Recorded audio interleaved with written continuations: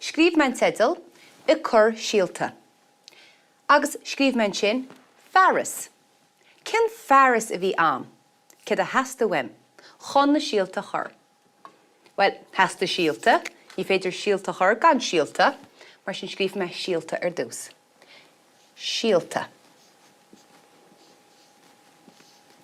Síolta. Chomáile sin bhí potta am. Cad eile bhí am? Bhí cré am. Chomáile pápéir cisteanna.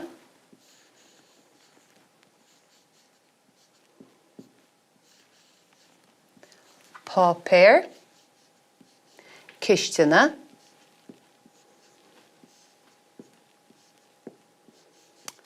Ra ein cheoil am. Bhí cána uisce am.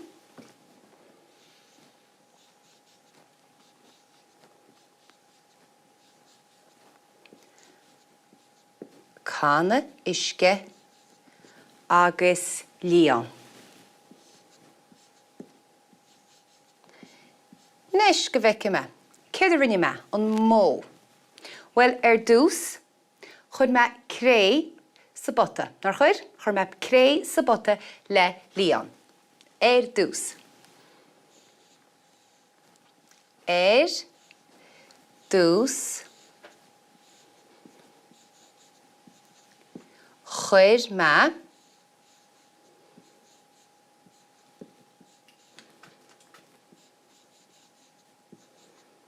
cré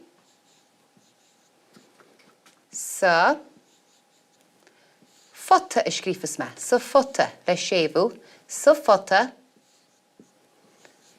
le líon.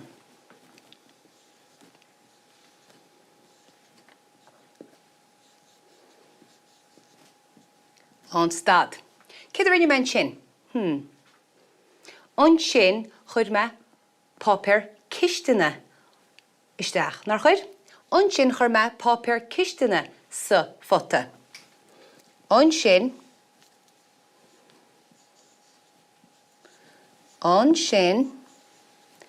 chuir me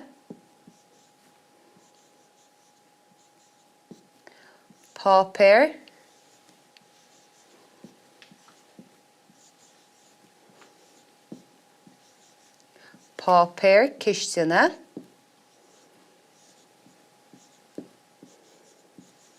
sa fotta.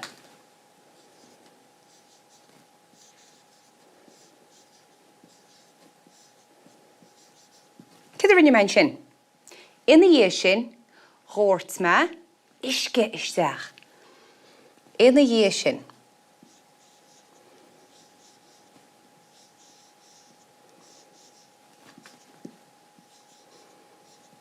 Ina dhé sin,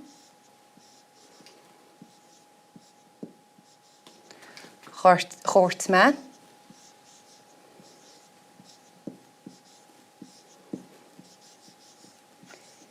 uisce isteach an.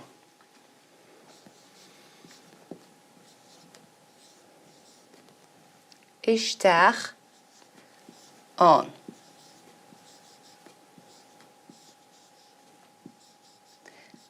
Agus cad a rinne me ar deire?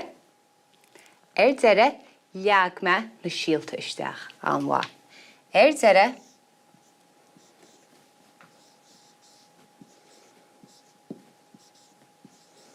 leag me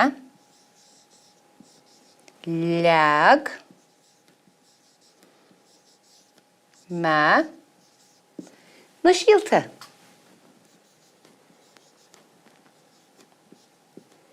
Síolta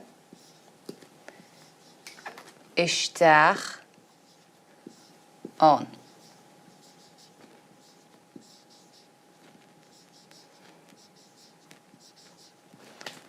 Leis, tá sin ar fad scríofa síos ein in éonsaí.